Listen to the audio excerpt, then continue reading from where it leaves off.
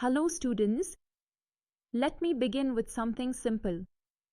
Have you ever thought about what keeps a book resting on a table, or how you can walk without slipping?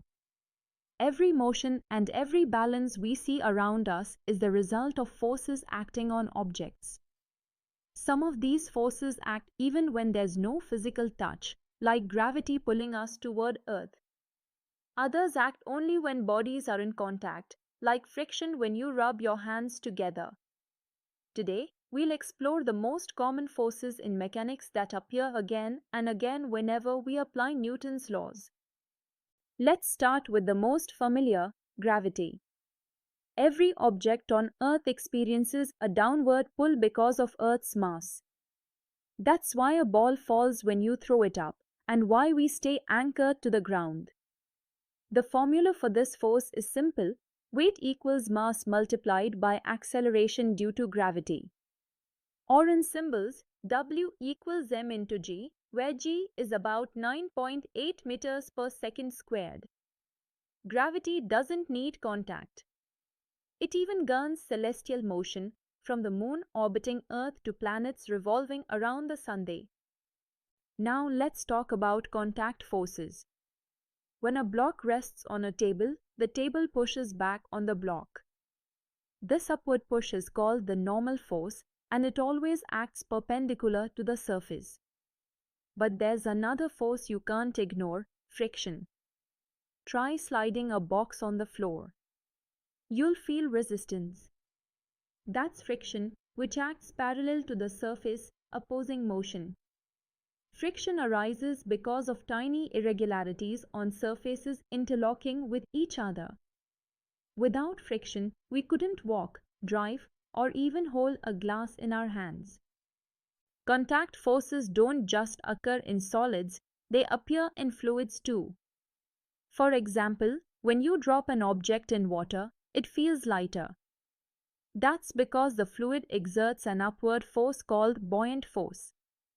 When an object moves through air or liquid, it also experiences resistance, like a parachute slowing down in air. This is called viscous drag.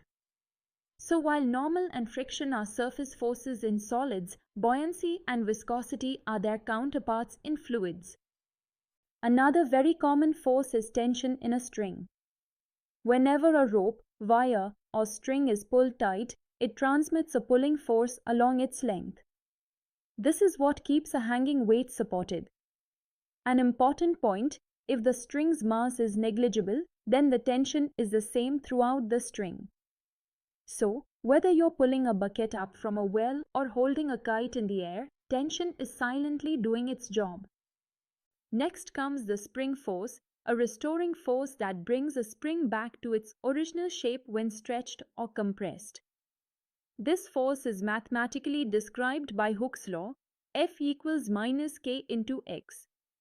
Here, x is the displacement of the spring from its natural length, and k is the spring constant, which measures stiffness.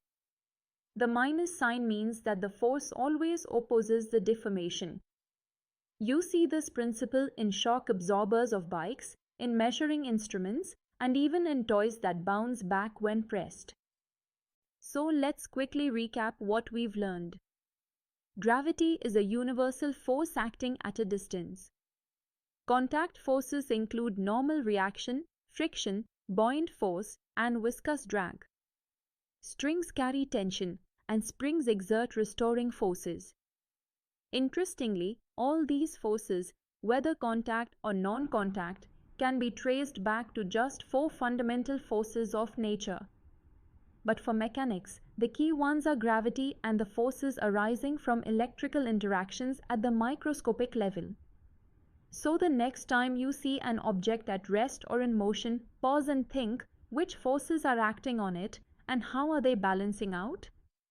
I hope this makes the everyday world of forces a little more fascinating for you. See you in the next session with another exciting concept of physics.